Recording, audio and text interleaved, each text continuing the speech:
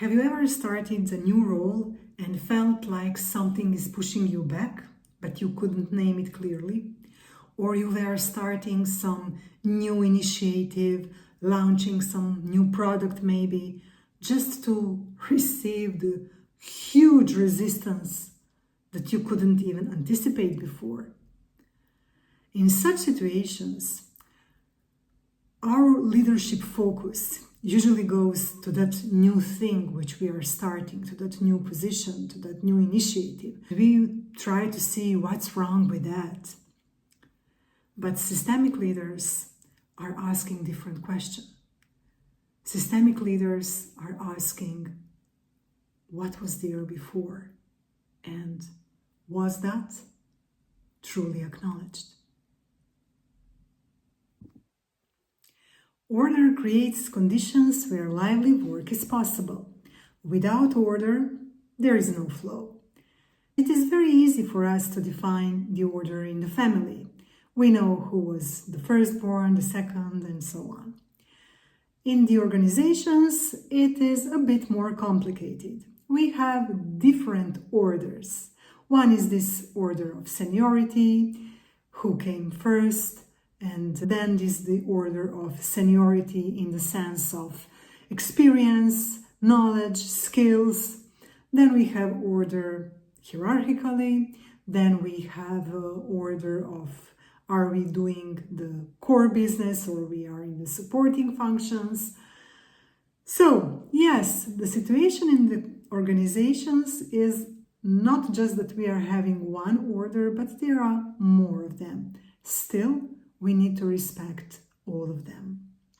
When the order is not respected, when the order is violated, then we are having a lot of problems within a system.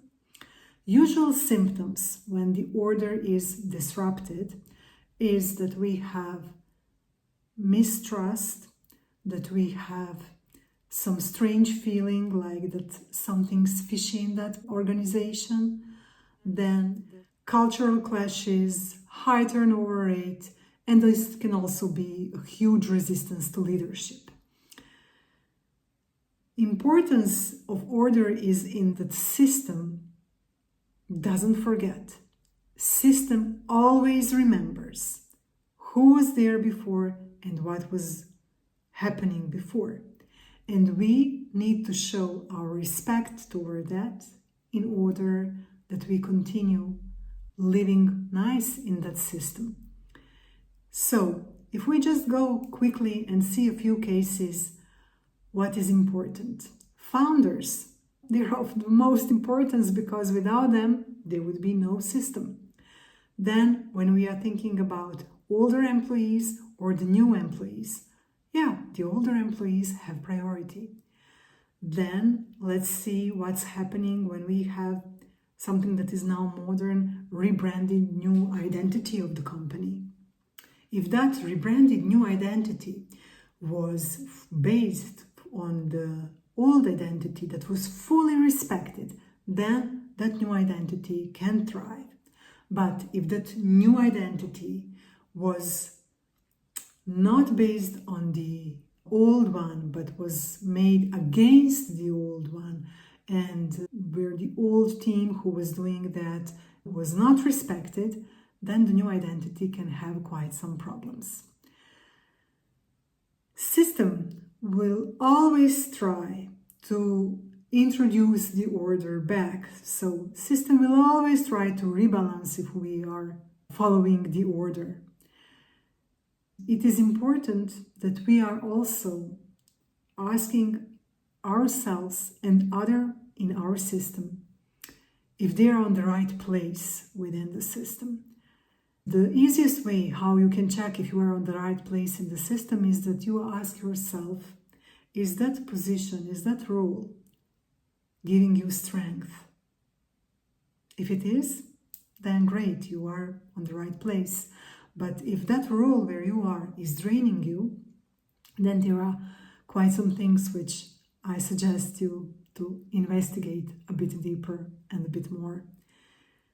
When we are talking about violating of the order. The usual example, which a lot of systemic literature will give you, is that when you are coming to the new place, new position, and the previous owner of that position was not respected or was not in a nice way finished the career in that company, then actually energetically on that place there is something that is pushing you back from that position, because that place is not yet fully energetically clear.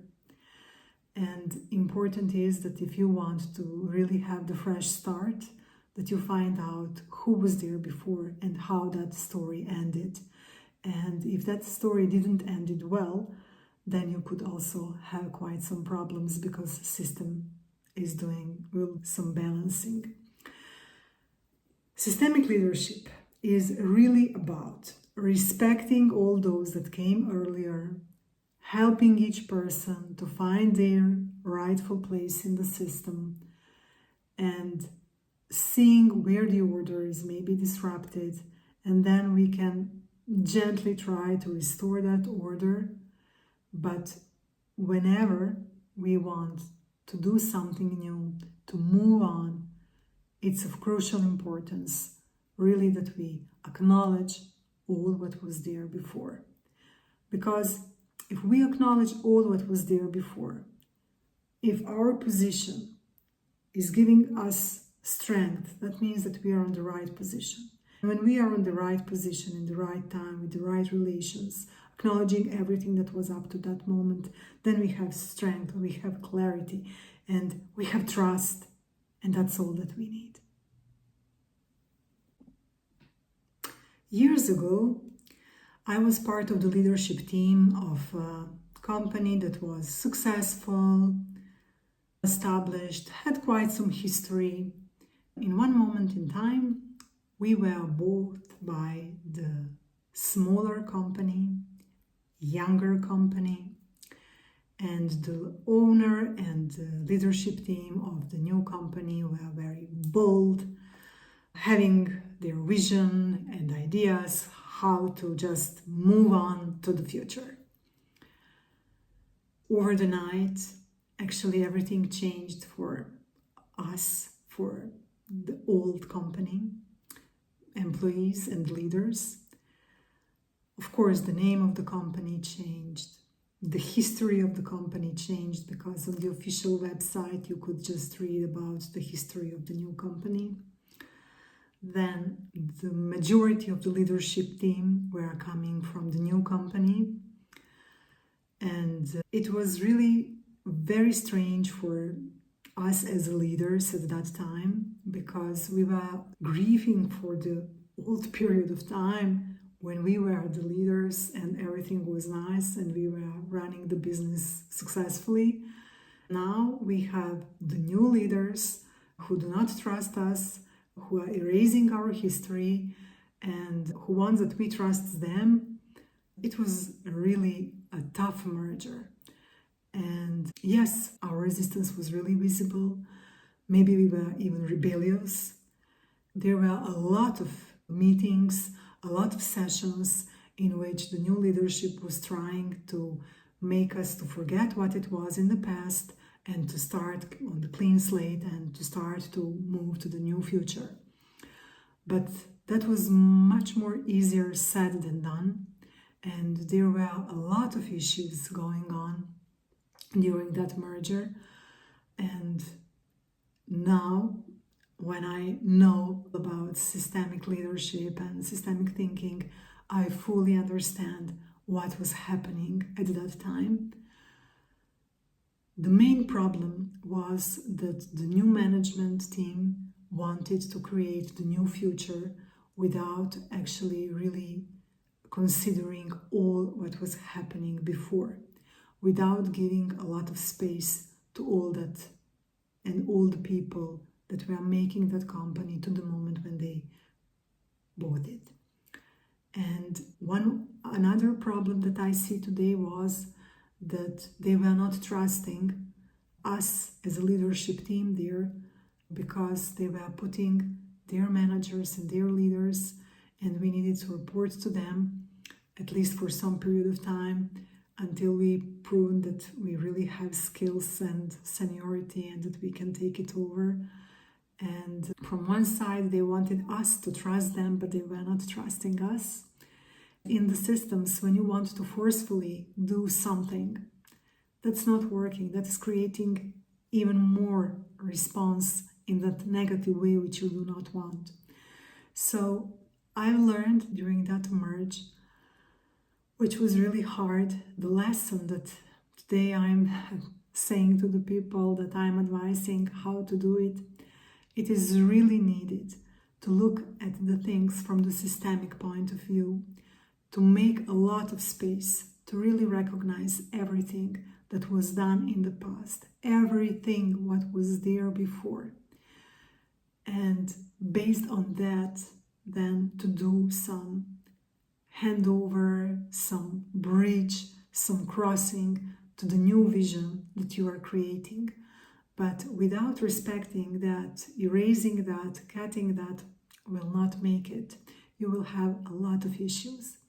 Another thing which I learned is that if you are buying the company, you are buying it because it is good. It is good because the people that are in there, the people that are making it, are good people. Please trust them, because you really do not have any reason not to trust them, that they will know how to lead it also further.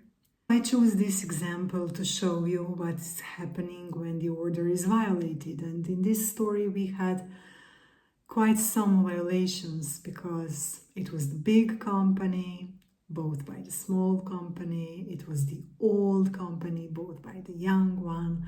It was also about the seniority and experience of the managers on both sides.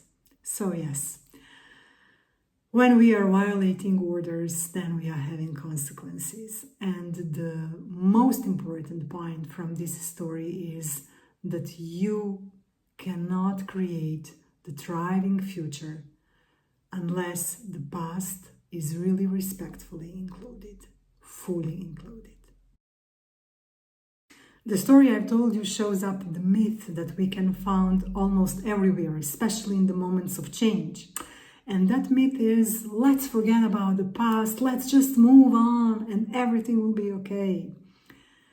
System never forgets. And what's unspoken doesn't disappear.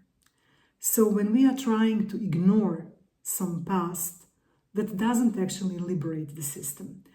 That ignorance is trapping the system in unresolved tension. And that tension will sooner or later show up. It usually shows up as distrust, as resistance, passive or active, lack of engagement, and numerous practical issues that are always delaying the progress. The right leadership doesn't exclude the past, but integrates it. So the shift is from moving on to moving with, integrating whatever was before and then moving forward. Think about your team or organization and reflect, who was there before me, before us? Who or what was maybe dismissed too quickly? What are the topics that we do not like to talk about? Is everyone in the system on their rightful place, considering the system's history? What would it take us that we really slow down and acknowledge everything that was before? When the system history is really seen, then the future doesn't have to fight its way in. I will finish this video with a quote from the Bert Hellinger: "Only those who can take past in their heart are free to move forward."